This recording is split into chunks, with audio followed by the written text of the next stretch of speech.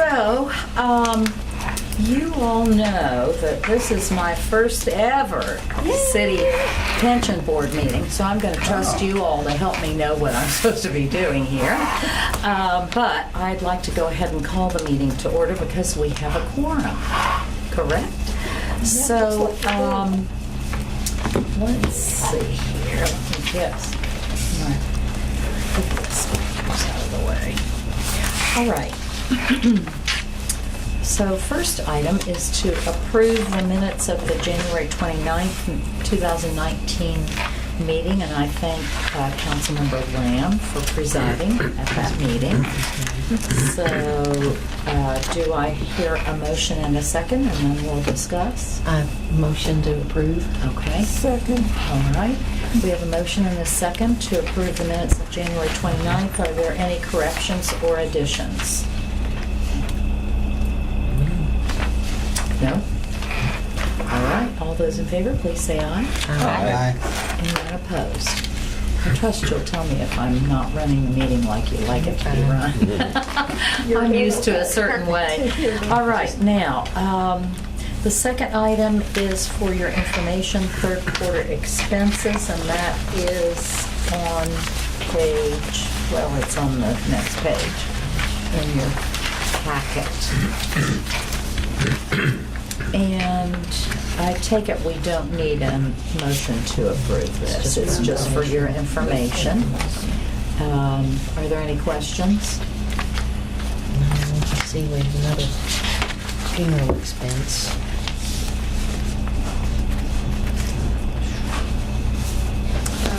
Those funeral expenses, those would be for not only members but beneficiaries. Just the members. No, just for the members. Oh, just for the members? Beneficiaries not included. Okay.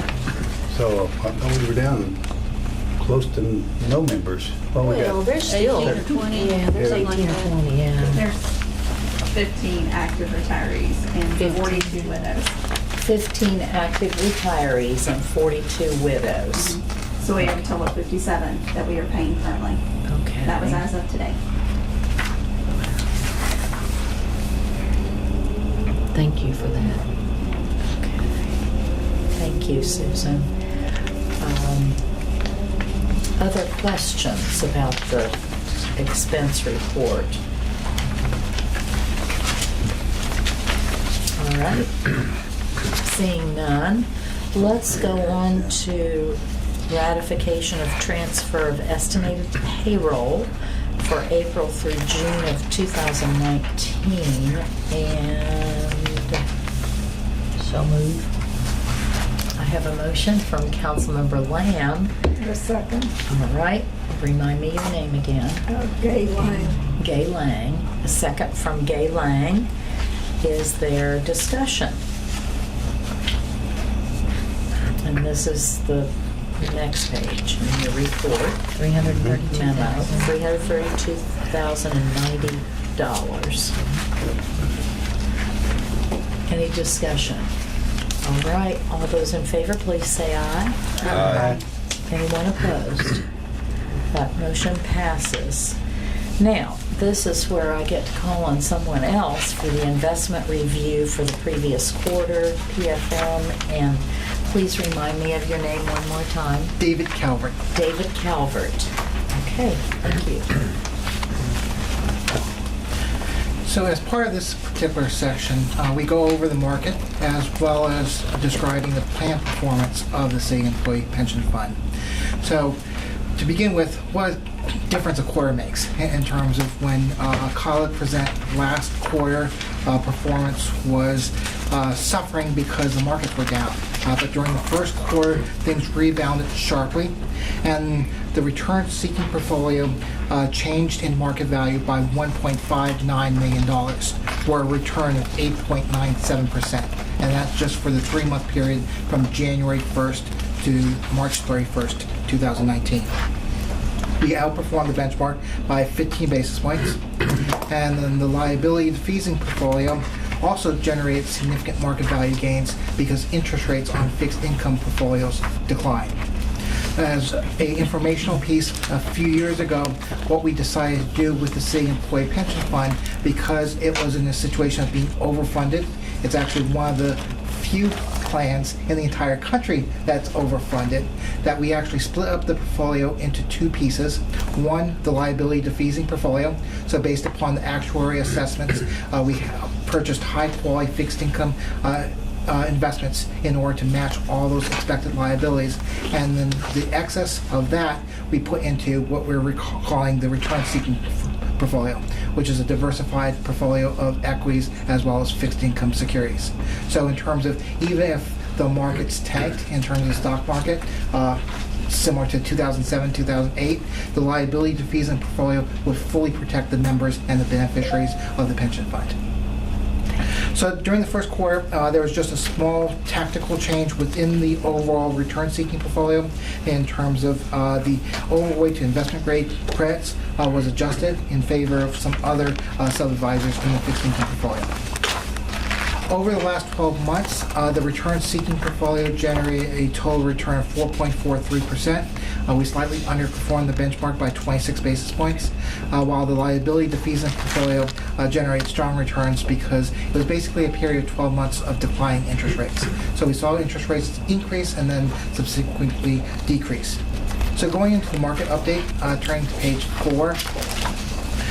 The economy is actually on pretty strong footing in terms of, during the fourth quarter, GDP growth was 2.2%. For the full year of 2019, GDP growth averaged 2.9%.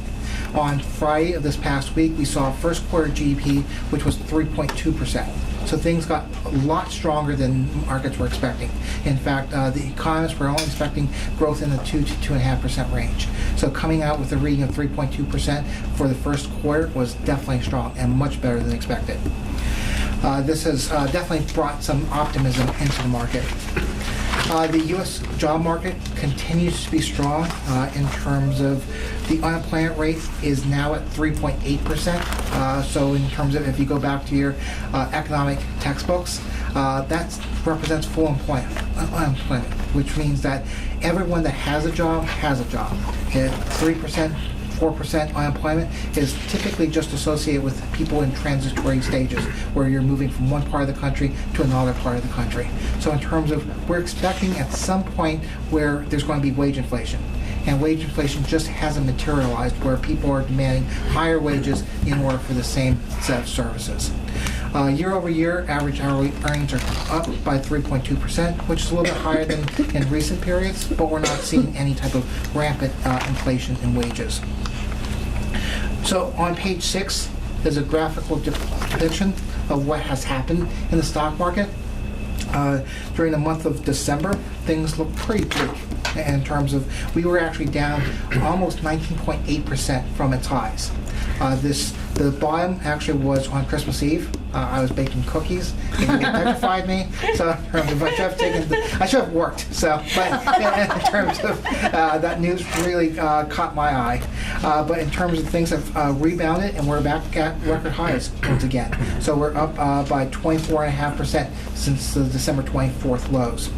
And this marked decline in terms of, there wasn't any type of economic jitters that really shocked the markets.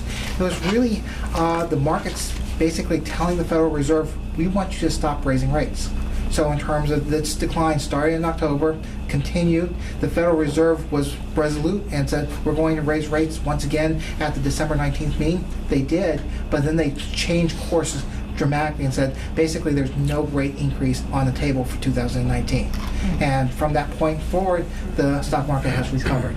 So we already saw 2 meetings by the Federal Reserve so far in 2019. They didn't raise rates, and they actually suggested that some of the policies to tighten monetary policy with the buying back of bonds would slow down.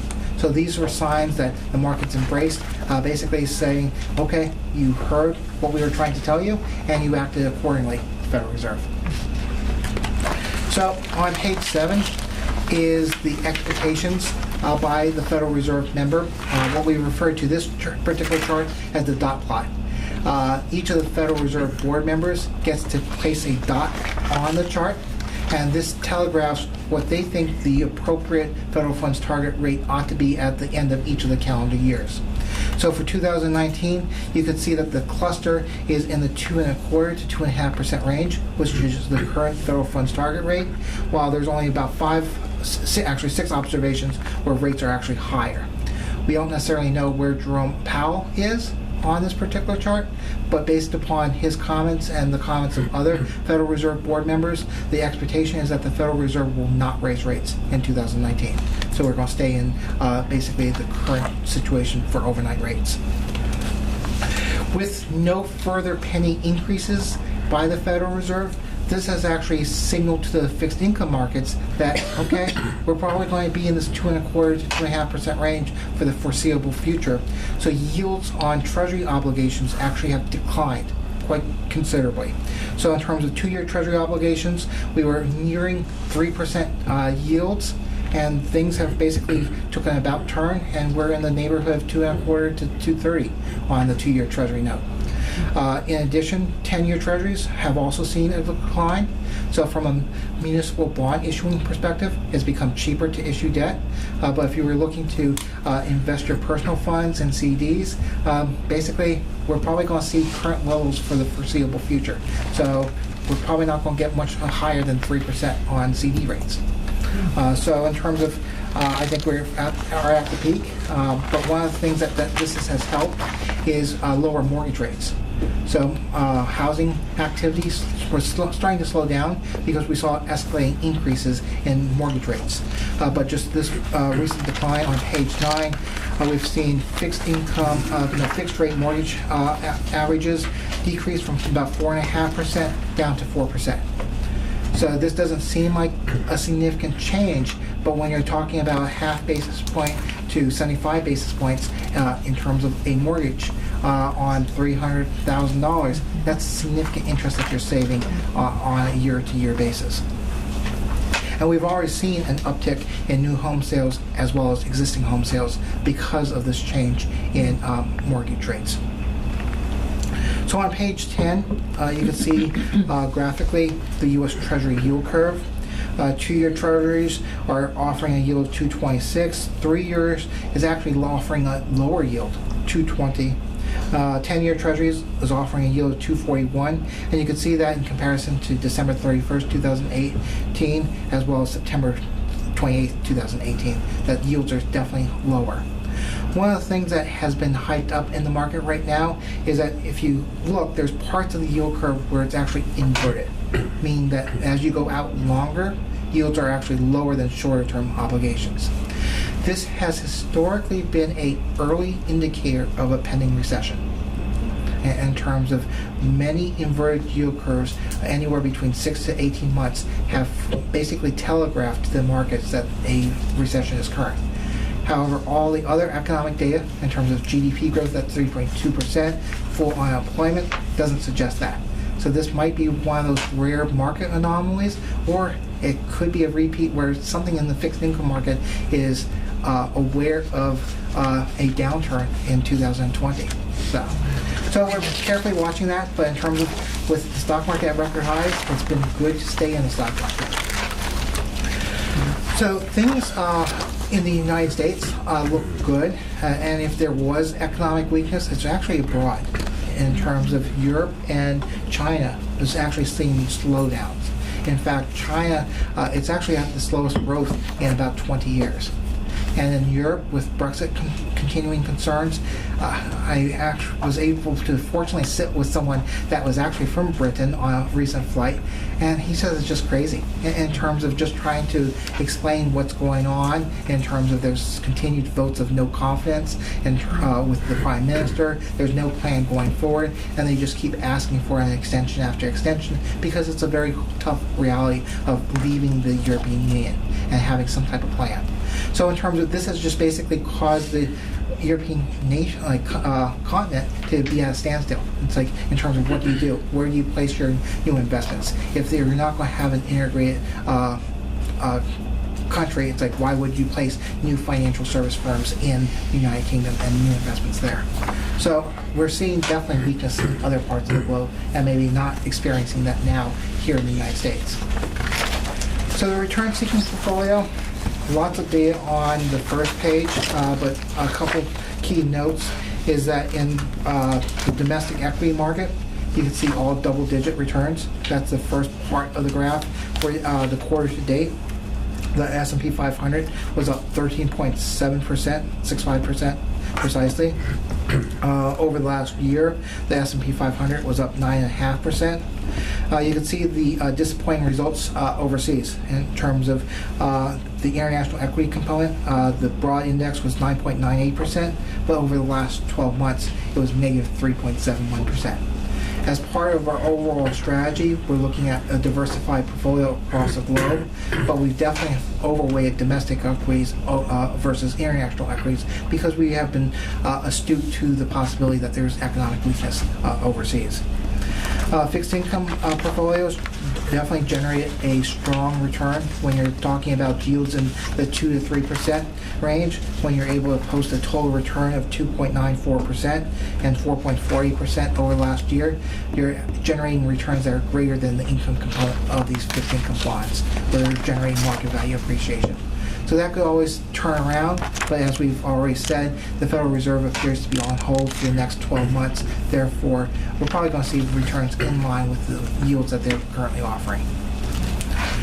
So there's more economic data behind the slides, but overall, we're basically constructive, but we recognize on the last page in this particular session, constructive on equities. We're going to continue to be neutral weight in the markets, but we recognize that valuations are maybe are on the higher side, maybe not overextended because we've seen strength in profits.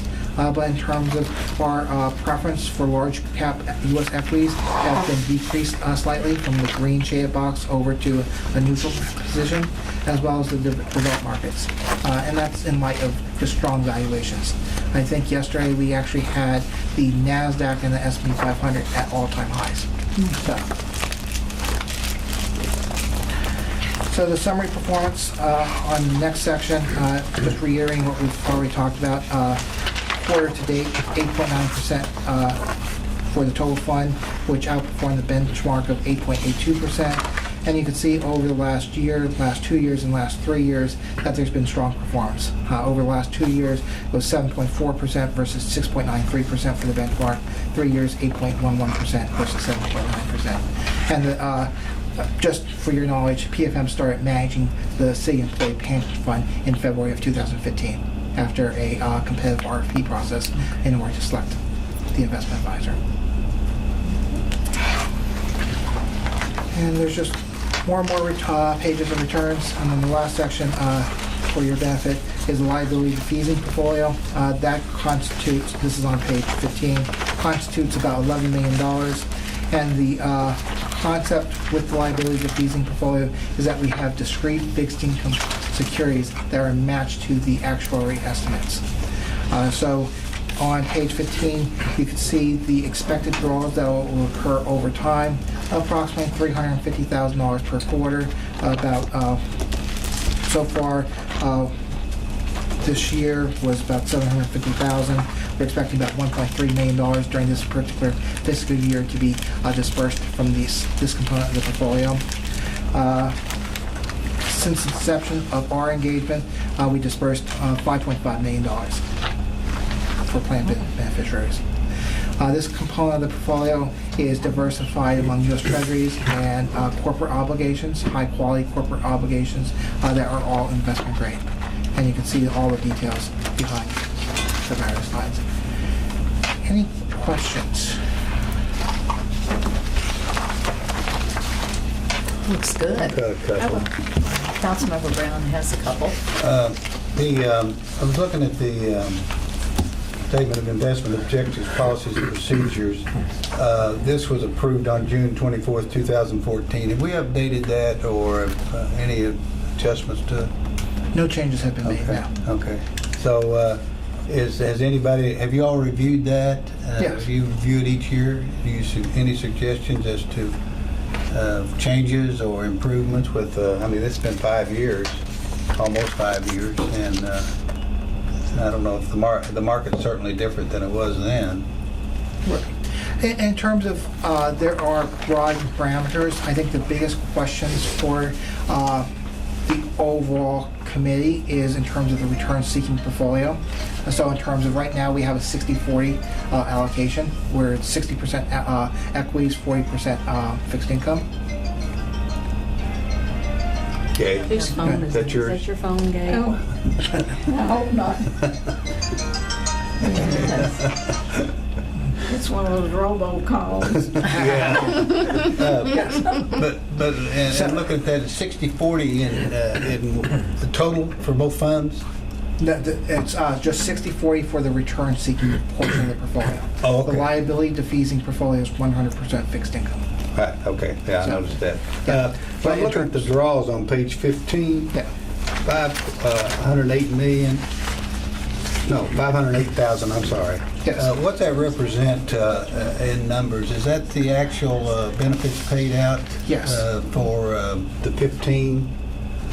Yeah, in terms of the entire participants, so the entire number of 57. 57 individuals. 57? Yes. Does that, what's that average out to per person, or, yeah, I guess it varies based on, Minuscule. well, it's based on their It's based on their years of service and their retirement retirement services. So is there an average on that? I don't have it. Okay. But in I terms guarantee of, have it you back it's for next maybe meeting. a small amount of money. Maybe she can get it for next meeting. Do you want the but you average think that for they- retirees or for the widows? Do you want? Retirees, Just for Okay. the 15? So she can bring that Yeah. next Okay, just for meeting. the Would that 15, okay. work?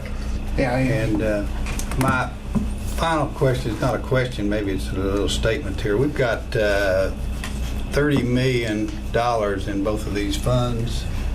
Has there ever been any thought or any entertainment to paying out, or can we do that under a pension plan?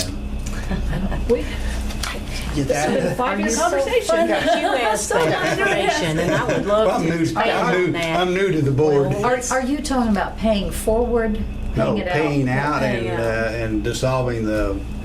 Once the last 57th person Oh, passes away, Talking about when everybody's paid. Yeah, when everybody's paid out. it I goes thought to the that- police yeah, I and thought- fire. I know safety. where it goes. Yeah. I'm not concerned with that. Oh, I am, but that's But it doesn't, I mean, that's who you go talk to.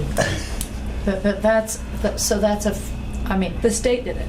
it's a future conversation for when everybody's paid out. no, it's a correct? conversation The I'm state having. changed it for us. We don't have control over that money goes. Are you That's not talking what about I'm paying it talking out about. now? I'm talking about paying it out That's what I now and thought. dissolving the fund. Would Paying that it- Paying benefit it out to whom? to the beneficiaries? And- Well, how do you and, know how long they're going to live? You'd have to do actuarial tables.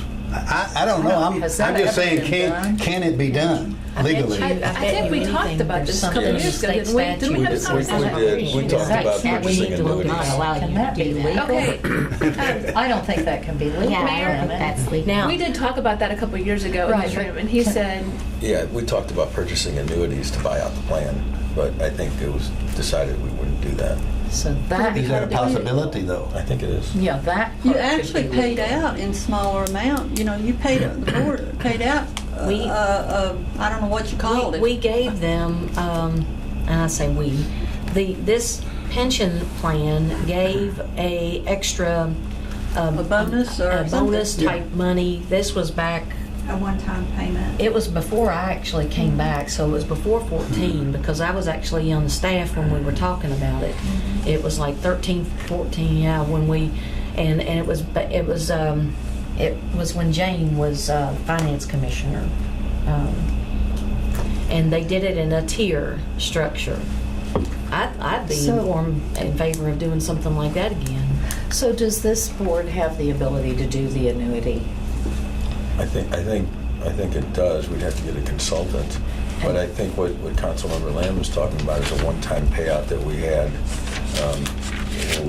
I think it was Councilmember Clark who actually. Yes, it was kind of like a bonus check. Yeah, it's kind of like that. So, but I do think there is a possibility of purchasing annuities, but we'd have to talk to a consultant about that. And once you purchased an annuity, you would purchase that and then you would be done. There wouldn't be any other monies coming out of your accounts once you determine what that annuity is. That's right. So you could pay it, not pay it on a yearly basis, you could pay it. And then What- the plan for the excess would be, I think that's always been the question in terms of. Well, I if don't know the where we're annuities are at on that, purchased. except you said that it was police that gets it. Public Police. safety. Public Well, safety. there. So if public safety gets it, well, does it really matter? Because what it does is it reduces what our pension liability, our unfunded liability would be over there probably. No. It Actually, doesn't it go against doesn't. it. Huh? It doesn't go It against it. doesn't go against No. the unfunded? So it doesn't go in their pension. It Oh, does, but it doesn't go they against don't any get- of our we don't get credit obligation. for it. Doesn't go against the It was a really rough liability. conversation. And if you purchase annuities, we have people that are covered under our insurance plans. So out of their annuity each month, we're deducting medical insurance.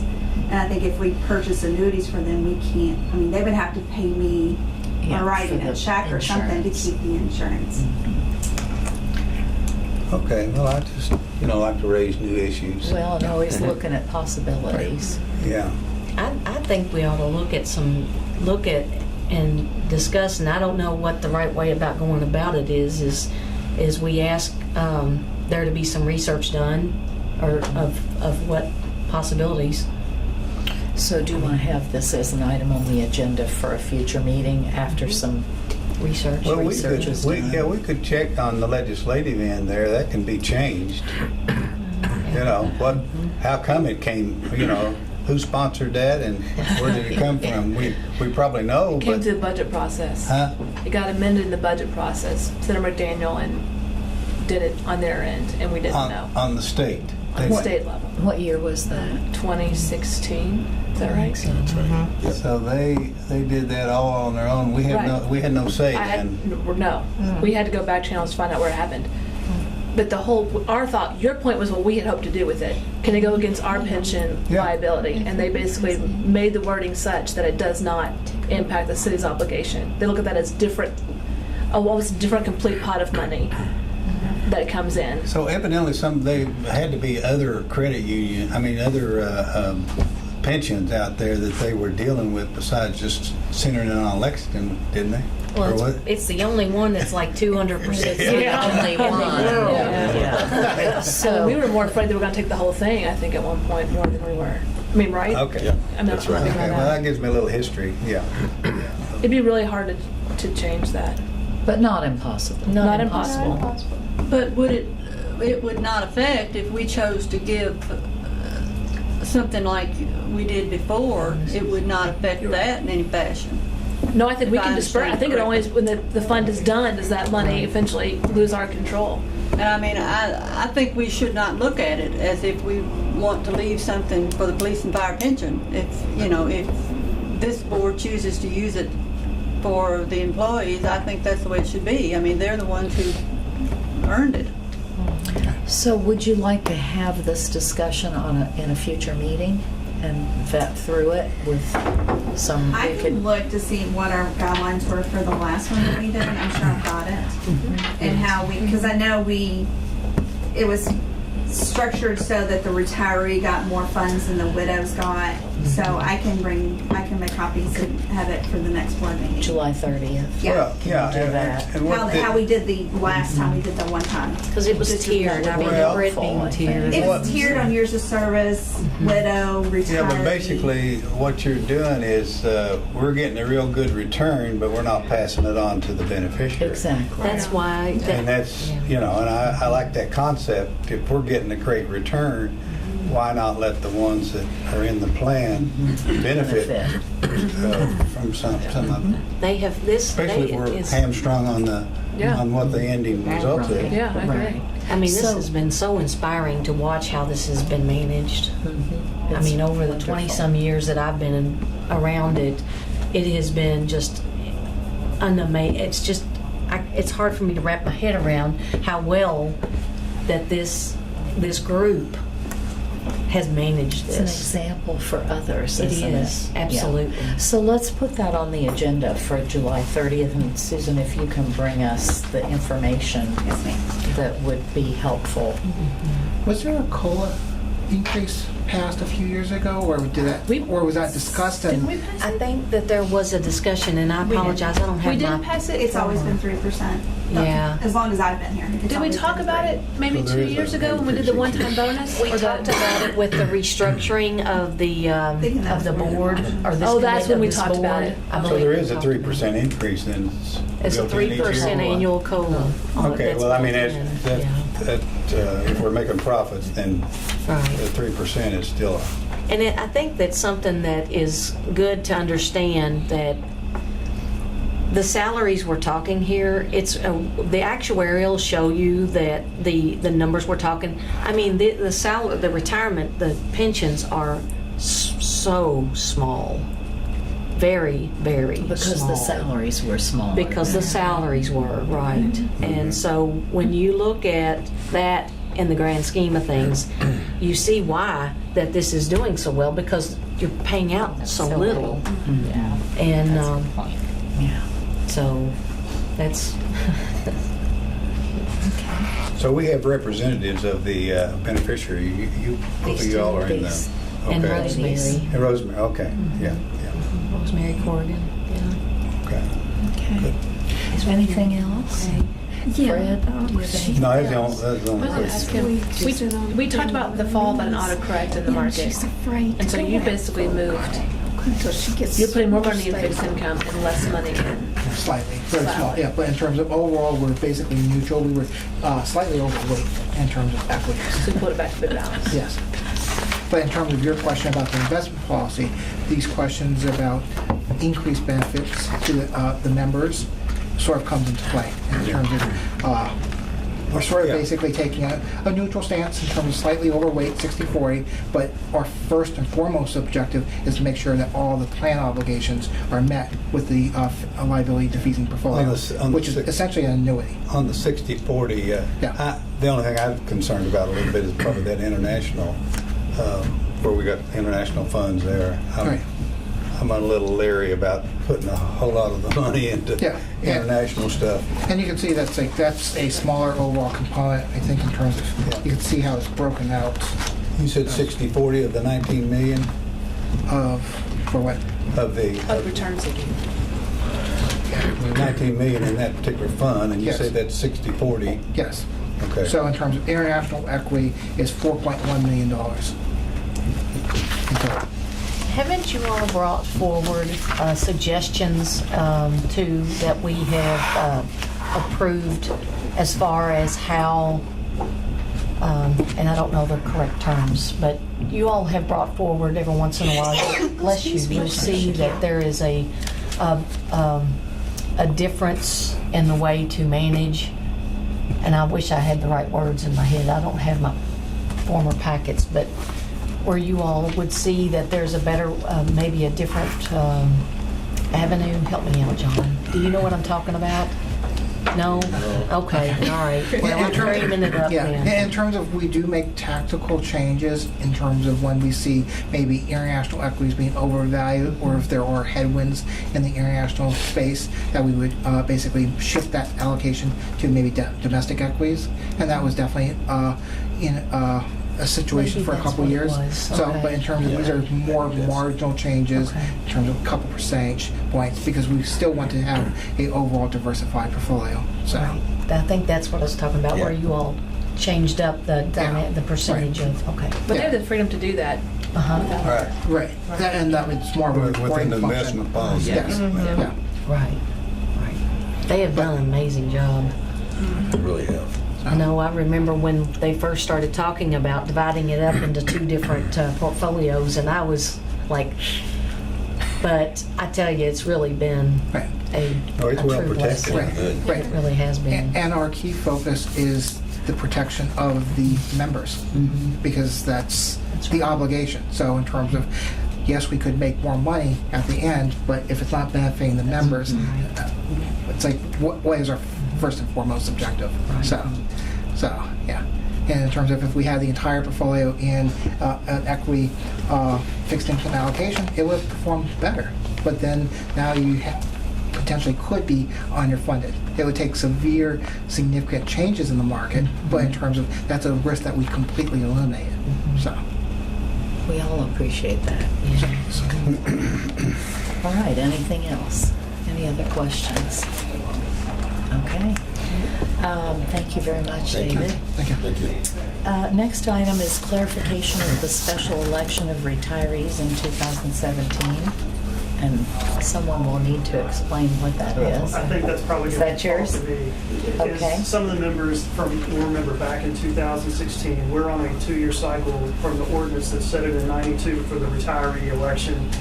Members of the employees, I guess at the time, every 2 years they had an election. In 2016, the members may recall, because we were having trouble getting enough signatures for the qualification, we weren't able to stay on the regular schedule. We wound up amending the ordinance to change the qualifications and number of signatures. You could not just have one, I think, or self-nominate. We wound up to fill that, so they were just in a holdover position at that point in time. The retirees that were on the board from 15 going into 16, I believe we went ahead and did a special election. It took a while to get the ordinance amended, and I think they took their seats in January of 18. My reading of the ordinance was that we should have gotten back on regular schedule by having a regular election last fall, but I think that fell by the wayside. So now the question for the board is my recommendation is, even though I know it's a lot of work and sort of a hardship on the retirees for board members, to get back on schedule, we probably need to do a special election to fill out the unexpired term and then get back on a regular election schedule in 2020.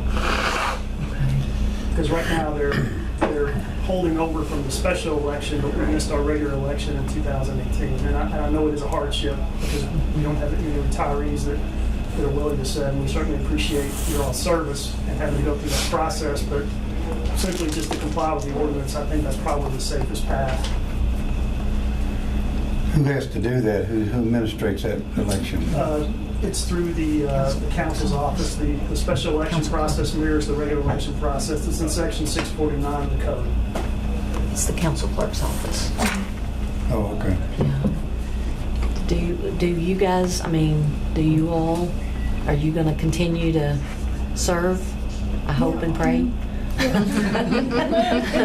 I know Rosemary has been absent the last few times, but she has had some health issues and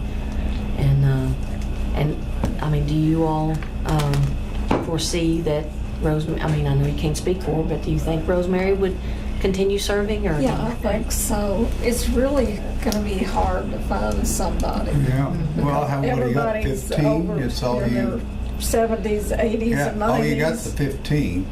Yeah. That's eligible. Is that 13? And can't. Well, He's too out. the 15. So what do you? Are there too much? term limits? No. No. There are no term So they can limits. serve. When we amended the ordinance, the statute doesn't give us any guidance on until we amend the statute as to, if a beneficiary, maybe that's something we were looking at in the past.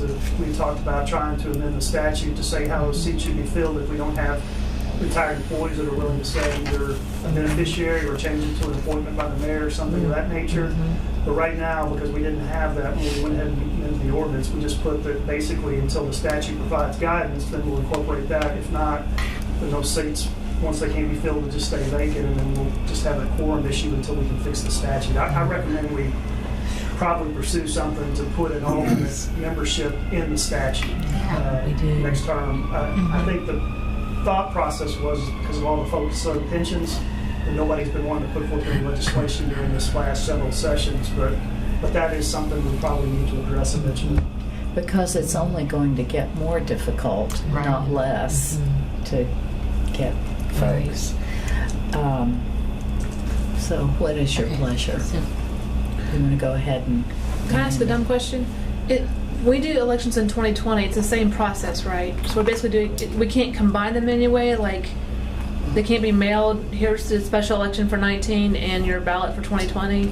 Well, if the term now would be filling out. They're on holdover term now because we should have gotten back on regular schedule in fall of 2018, taking seats this January. Right. So they're in a holdover from the last special election. I guess it's the boards and druthers, but it's technically the next regular election will take place until November of 2020.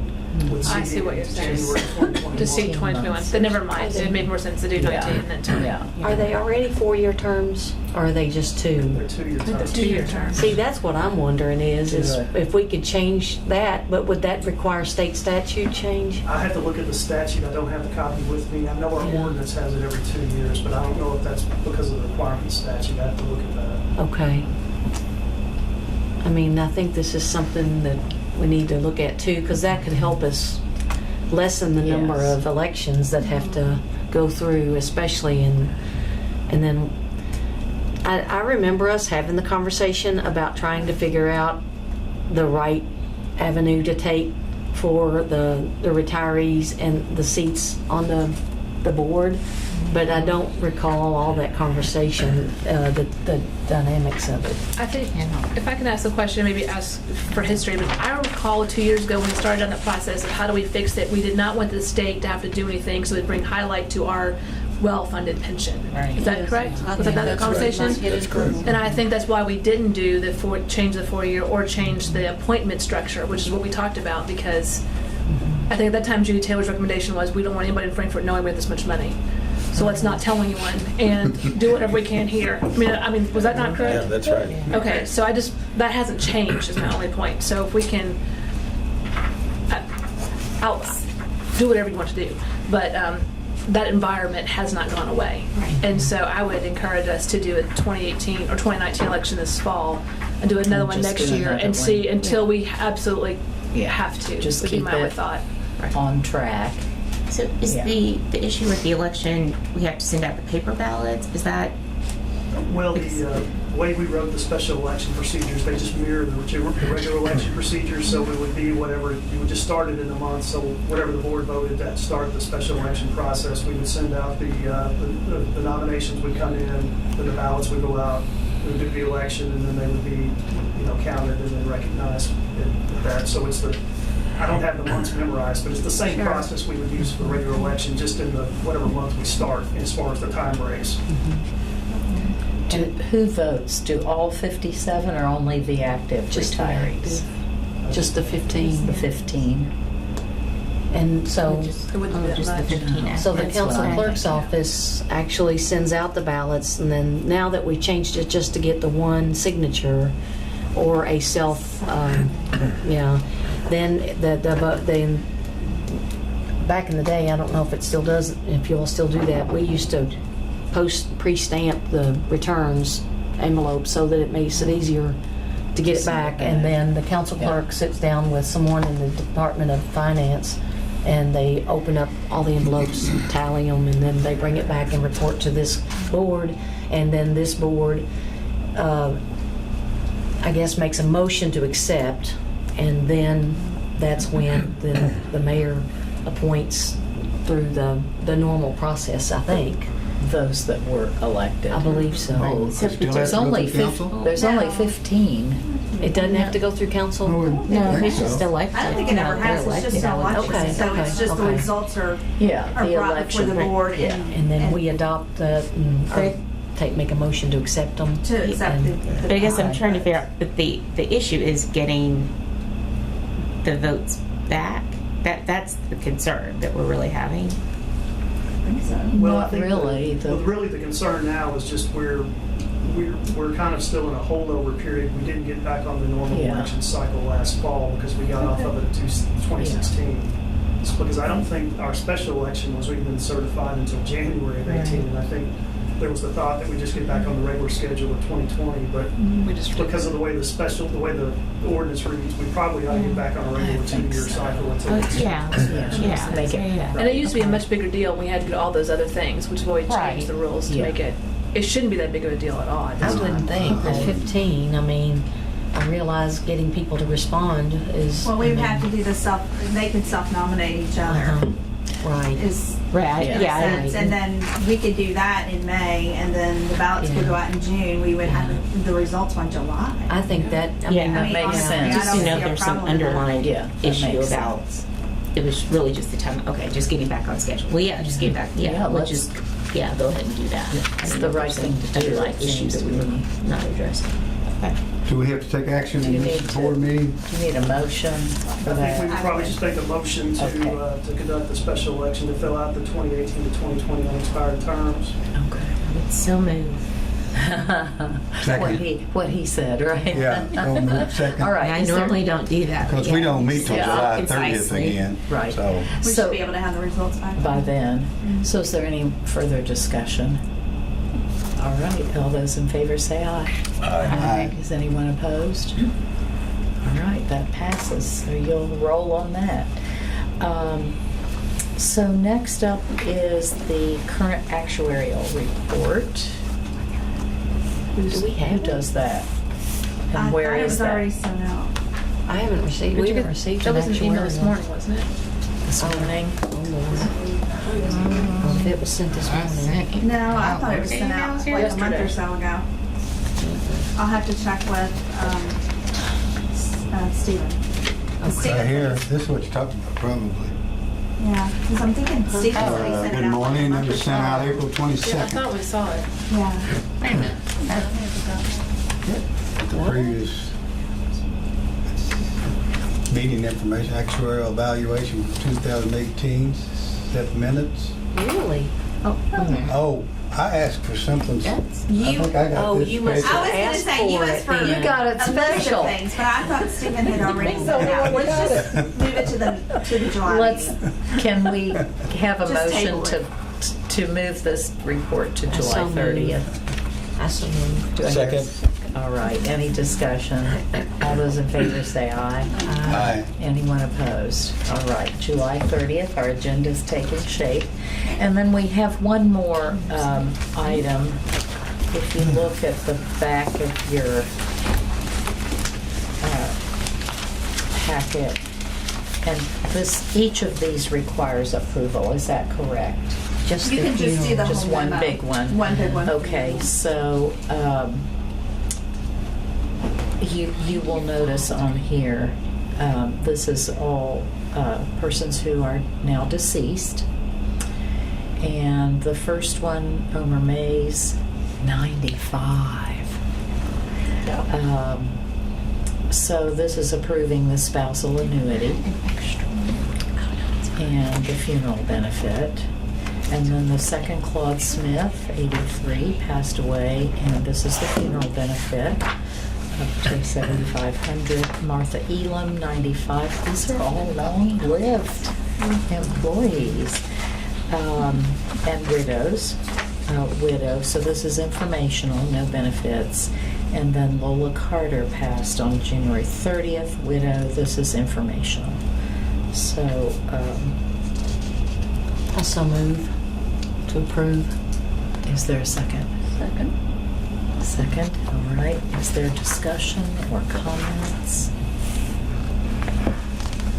The only comment I will make is with the employees is just a kind of a, they were employees way back when, before we merged, Oh, yeah. doing their jobs just like our employees now. And it's kind of, it's heartwarming in a way. So, all right. Any other comment? If not, all those in favor of approving this list, please say aye. Aye. Is anyone opposed? All right, thank you for that. And that takes us to the end of our agenda. Is there anything else that is on your mind? We've got a couple big items for July 30th. And so if there's nothing else, Move to adjourn. But if I can just ask if I don't know what the normal time frame for us to get the packet is currently, but if we could make sure that we get all of this information, at least, if possible, at least 2 to 3 weeks before the July a meeting, look so at that it. we can have time to digest it all. Well, you'd have trouble getting that. Well, no, He I don't mean brings that at all. No, that we can digest when As we go over David it. gives us the wonderful, but I'm talking about the actuarial and the information as far as what can be considered for the board and What was the other thing that we? I'll send out the actuary this afternoon. The Oh, actuary. okay. Yes, okay, it will go out okay, today, because I know we okay. have it. I was under the impression it was already emailed out, so that'll Okay. be emailed today. Okay, Okay. all right, I appreciate that, because that way it gives us more time to read, so, thanks. So everybody remember, it's coming today for July 30th. Yes, yes.